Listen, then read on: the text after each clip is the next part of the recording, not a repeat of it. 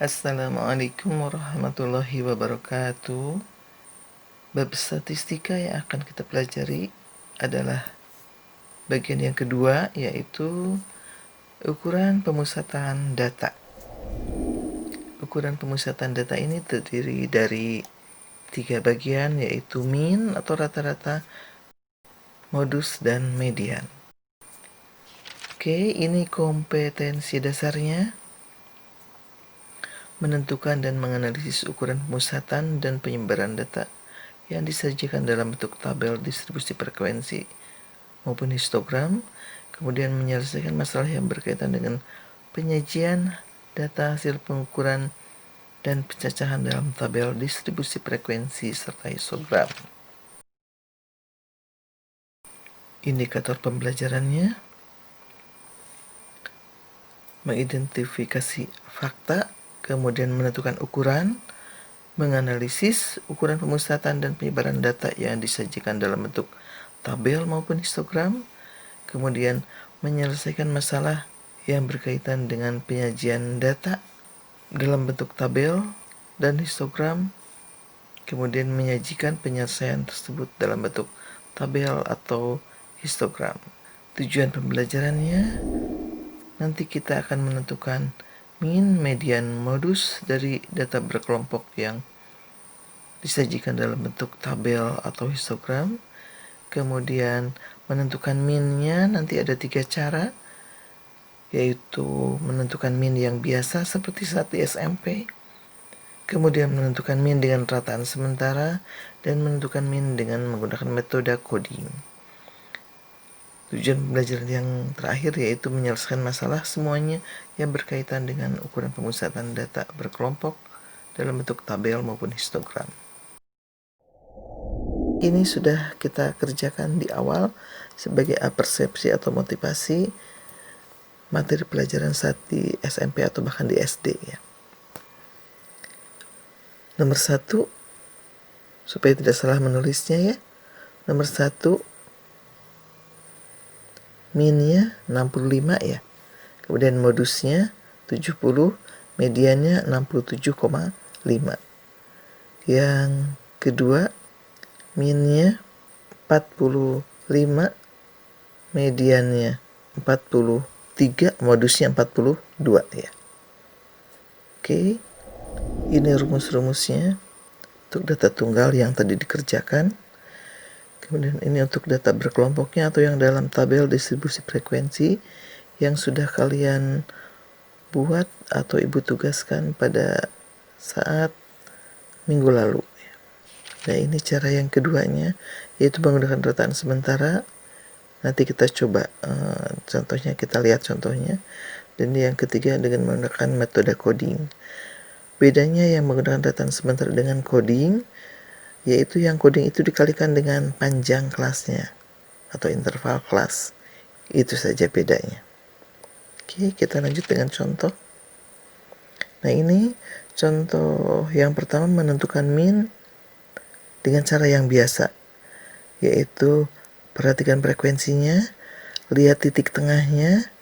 Titik tengah itu batas atas ditambahkan dengan batas bawah tiap kelas dibagi 2.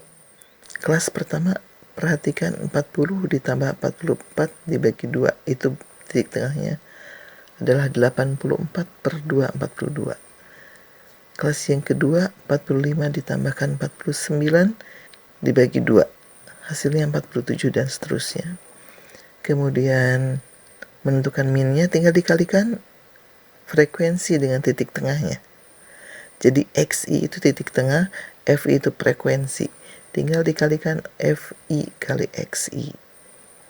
Hasilnya seperti itu. Diperoleh rata-ratanya adalah 51,25.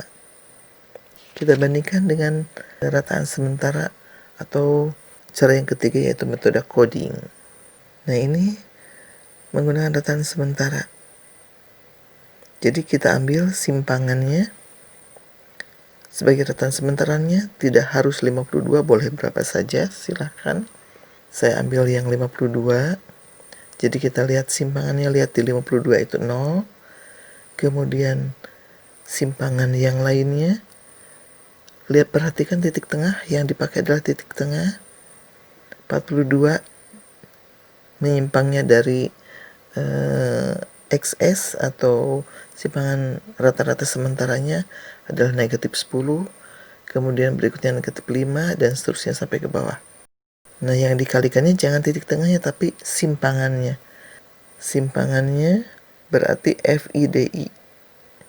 Itu berarti 3 kali negatif 10 negatif 30, 5 kali negatif 5 negatif 25.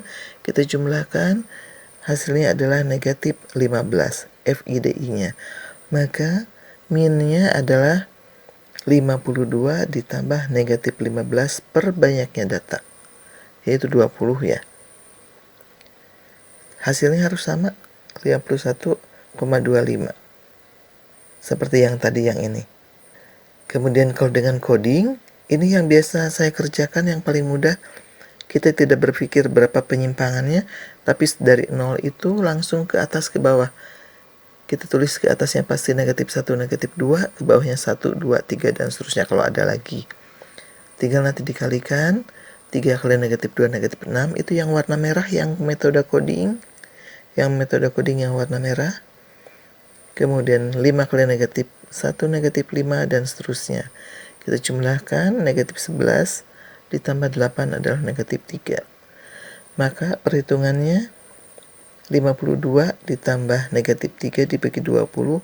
Nah, di sini dikalikan panjang kelasnya, yaitu 44 dikurangi 40 ditambahkan 1. Itu ya. Ambil tiap kelas mana saja boleh. Atau kita hitung biasa saja. Ada berapa data dari 40 sampai 44? 40, 41, 42, 43, 44. Ada 5 data. Jadi panjang kelasnya 5. Maka hasilnya seperti itu, sama persis. Nah, nanti yang kita gunakan di SMA ini adalah cara yang kedua dan ketiga, bukan yang pertama, yaitu menggunakan data sementara maupun coding untuk min-nya. Oke. Lanjut dengan modus. Modus itu adalah nilai yang akan sering muncul, yang paling sering muncul. Kalau misalnya ada 2, berarti 2. Kita ambil modusnya 2. Jadi tidak harus 1. Rumusnya di situ ada D1. Jadi untuk menentukan modus, lihat dulu frekuensi yang paling banyak. Kemudian perhatikan kelasnya nanti. Kemudian setelah itu tentukan tepi bawah kelasnya. Kemudian lihat selisih frekuensi kelas modus dengan sebelumnya, berarti yang di atasnya. Kemudian selisih kelas modus dengan kelas sesudahnya atau yang di bawahnya. Perhatikan contohnya, contoh yang lain yang kita ambil. Nah, ini frekuensi tertingginya adalah 11 ya. 11 itu ada di kelas 25 sampai dengan 29. Perhatikan dulu ada berapa kelas di sini. Baiknya kelasnya ada 1, 2, 3, 4, ada 5 kelas. Panjang kelasnya 24 dikurangi 20 ditambah 1. Jadi panjang kelasnya 5 ya. Boleh diambilnya yang mana saja. Yang di sini diambil 29 dikurangi 25 ditambah 1 sama dengan 5. Oke.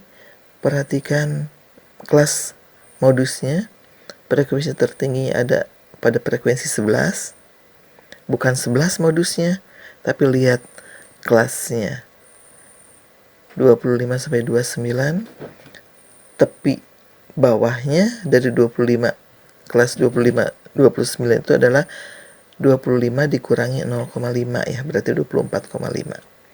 D1-nya tadi selisih kelas modus dengan kelas sebelumnya. Kelas sebelumnya itu adalah frekuensinya 7. Jadi 11 dikurangi 7. Kemudian D2-nya selisih kelas modus dengan kelas sesudahnya.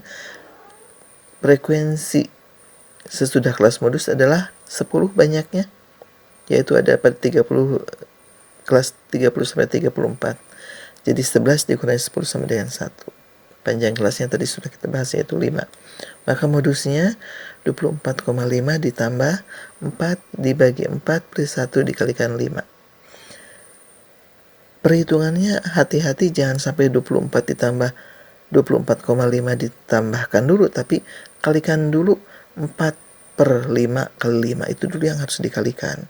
Ya, jadi dikalikan dulu baru ditambahkan dengan L-nya atau L0-nya. Silahkan dikoreksi kalau ada yang salah. Oke, lanjut dengan median. Nah, untuk menentukan median, kalau yang data tunggal tadi sudah kita coba harus diurutkan terlebih dahulu. Kalau ini sudah terurut ya. Data kelompoknya, karena median itu adalah data yang ada di tengah-tengah, maka kita lihat dulu frekuensi yang ada di tengah-tengahnya. Setelah diurutkan, berarti lihat data ke setengah N. Lihat dulu banyak frekuensinya, dibagi 2.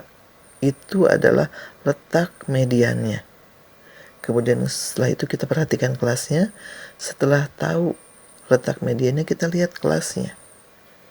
Lihat kelasnya, kita tandai kelasnya itu selalu ditandai di tabelnya, tulis ME, median ya. Kemudian sudah diperoleh kelasnya, lihat tepi bawah kelasnya. Setelah itu, kemudian lihat frekuensi kumulatifnya. Kemudian yang kita pakainya adalah frekuensi kumulatif sebelum kelas median. Kemudian lihat frekuensi kelas median, baru kita hitung. Kita lihat tabelnya dalam bentuk histogram. Nah, untuk ini Ibu minta kalian buat tabelnya dalam bentuk tabel, silahkan. Atau di kotretannya juga boleh. Kemudian ini datanya nolnya naik ya. Jadi frekuensi yang pertamanya itu 7, 9 situ. Jadi ini harusnya naik 2. Jadi kalian buat tabelnya untuk frekuensi kumulatif dulu. Mediannya terletak pada data di sini datanya ada 50.